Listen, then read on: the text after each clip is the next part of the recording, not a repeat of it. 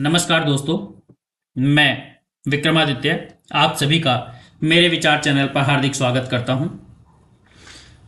आपका स्नेह मुझे नित नए विचार लाने के लिए हमेशा प्रेरित करता है। मैं आज की बात को पंडित जवाहरलाल नेहरू के विचार से शुरू करता हूं।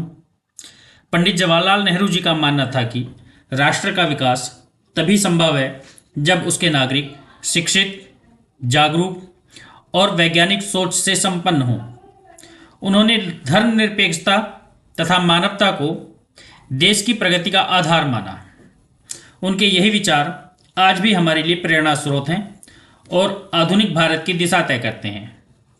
उन्होंने वैज्ञानिक सोच को राष्ट्र की प्रगति का आधार माना तथा वह बच्चों और युवाओं को देश का भविष्य मानते थे। वे शिक्षा को सबसे बड़ी ताकत समझते थे और उसमें निवेश को राष्ट्र निर्माण का मूल माना। आज मैं मेरे विचार चैनल के माध्यम से आपसे भारत की शिक्षा व्यवस्था पर अपने विचार साझा करूंगा। दोस्तों, जैसा हम सभी जानते हैं कि मानव जीवन के विकास में शिक्षा का स्थान सर्वोपरि है। शिक्षा केवल पुस्तकों तक सीमित ज्ञान नहीं है, बल्कि यह मनुष्य के विचारों, व्यवहार, दृष्टिकोण और व्यक्तित्व को आकार देने वाली शक्ति है। शिक्षा जीवन को दिशा देती है, समझ का विस्तार करती है और सही गलत का विवेक प्रदान करती है। शिक्षा के माध्यम से व्यक्ति न केवल अपने भविष्य का निर्माण करता है, बल्कि समाज और राष्ट्र की प्रगति में भी योगदान देता है। यह आत्मविश्वास, नैतिकता, जिम्मेदारी और संवेदनशीलता जैसे गुणों को विकसित करती है, जिससे मनुष्य जीवन की चुनौतियों का सामना साहस और समझदारी से कर पाता है। भारत की शिक्षा पद्धति का इतिहास अत्यंत गौरवशाली रहा है। यह शिक्षा को हमेशा जीवन निर्माण, नैतिक मूल्यों, आचार विचार और विद्या के साथ जोड़ा गया। प्राचीन समय में गुरुकुल परंपरा से लेकर आज की आधुनिक डिजिटल शिक्षा तक हमारी शिक्षा प्रणाली ने अनेक ऐतिहासिक परिवर्तन देखे हैं। मैं भारत की शिक्षा व्यवस्था को मुख्यतः 3 भागों में विभाजित करता हूँ। नंबर 1, प्राचीन शिक्षा व्यवस्था। नंबर 2, मध्यकालीन शिक्षा व्यवस्था। नंबर 3, आधुनिक शिक्षा व्यवस्था। आज की इस वीडियो में हम उस महान प्राचीन भारतीय शिक्षा प्रणाली को समझेंगे जिसने गुरु शिष्य परंपरा के माध्यम से पूरी दुनिया को शिक्षा का सच्चा अर्थ सिखाया। हम यात्रा करेंगे उस समय की जब भारत की प्राचीन शिक्षा व्यवस्था न केवल ज्ञान देती थी, बल्कि जीवन जीने की कला भी सिखाती थी, और वह व्यवस्था जिसने ज्ञान, चरित्र और जीवन मूल्यों को सबसे ऊपर रखा। प्राचीन भारत की शिक्षा प्रणाली में गुरुकुल ही सबसे प्रमुख और व्यापक रूप से अपनाई जाने वाली शिक्षा पद्धति थी, जहां शिक्षा के साथ चरित्र, अनुशासन, जीवन मूल्य भी सिखाए जाते थे। चलिए सबसे पहले हम समझते हैं कि गुरुकुल क्या होते थे। प्राचीन शिक्षा प्रणाली में उसकी क्या भूमिका थी। गुरुकुल प्राचीन भारत का पारंपरिक आवासीय शिक्षण केंद्र था, जहां विद्यार्थी अपने गुरु के साथ रहते थे और जीवन के प्रत्येक क्षेत्र का ज्ञान प्राप्त करते थे। गुरुकुल शहरों से दूर शांत प्राकृतिक स्थानों पर होते थे, जिससे छात्रों का मन और शरीर दोनों विकसित होते थे। यह आज के आधुनिक स्कूलों की तरह केवल पढ़ाई करने की जगह नहीं था, बल्कि एक संपूर्ण जीवन शिक्षा का केंद्र था। विद्यार्थी गुरु के आश्रम में ही रहते थे और उनका संबंध परिवार जैसा होता था। इन विद्यार्थियों को ब्रह्मचारी कहा जाता था। शिक्षा गुरु और शिष्य के बीच विश्वास, अनुशासन और संस्कृति पर आधारित होती थी। गुरु को माता पिता से भी अधिक सम्मान दिया जाता था। गुरुकुल में सिर्फ पढ़ाई नहीं, बल्कि अनुशासन, संस्कार, योग, धनुर्विद्या, आयुर्वेद, दर्शन, गणित, नैतिकता, वेद और शास्त्र भी सिखाई जाती थी।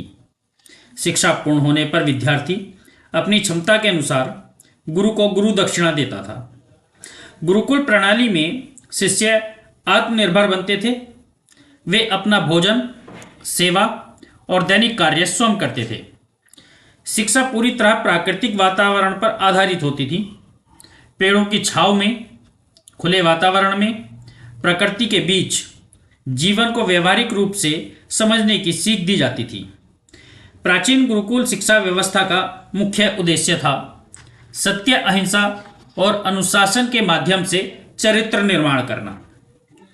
तर्क, चिंतन और मनन के द्वारा मानसिक विकास करना। युद्ध कला, धनुर्विद्या, कुश्ती आदि से शारीरिक प्रशिक्षण देना। ध्यान, योग, वेद उपनिषद के माध्यम से आध्यात्मिक उन्नति करना तथा समाज सेवा और कर्तव्य भावना के माध्यम से विद्यार्थियों को सामाजिक जीवन के लिए तैयार करना। गुरुकुल शिक्षा का वास्तविक अर्थ विद्या, संस्कार और कौशल, इन तीनों का एक समायोजन था। यही संयोजन जीवन को सफल और समाज को श्रेष्ठ बनाता था।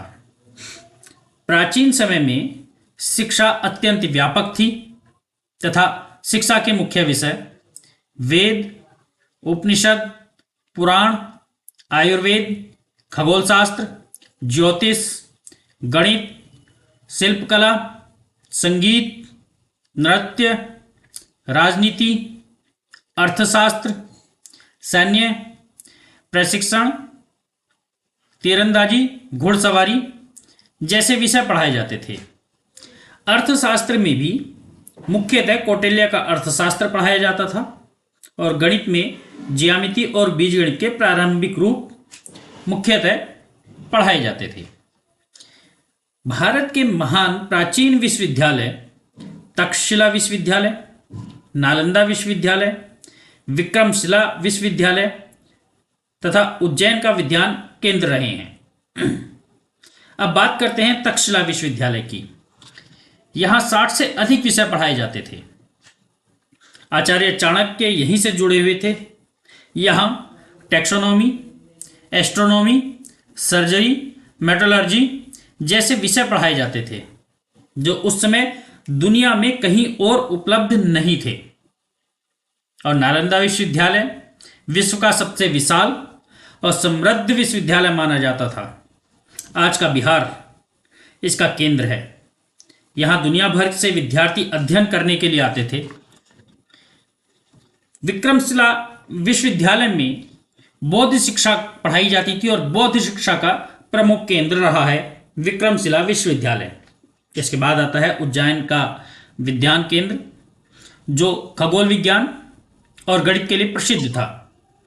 उज्जैन मध्याह्न रेखा पर स्थित होने के कारण ज्योतिष और खगोल विज्ञान का सबसे महत्वपूर्ण अध्ययन केंद्र उज्जैन रहा है। भारत ने विश्व को शून्य और दशमलव प्रणाली भी गुरुकुल पद्धति के अनुसार दी है। गुरुकुल पद्धति के अनुरूप पढ़ करके भारत ने विश्व को शून्य दिया, दशमलव प्रणाली दी। उन्नत खगोल शास्त्र और शल्य चिकित्सा विश्व को भारत की ही देन है। सुश्रुत को फादर ऑफ सर्जरी कहा जाता है। वैदिक विज्ञान और नैनो टेक्नोलॉजी के प्रारंभिक सिद्धांत और योग विज्ञान भारत की देन है। हम सुश्रुत कौन थे इसकी चर्चा आगे की वीडियो में करेंगे।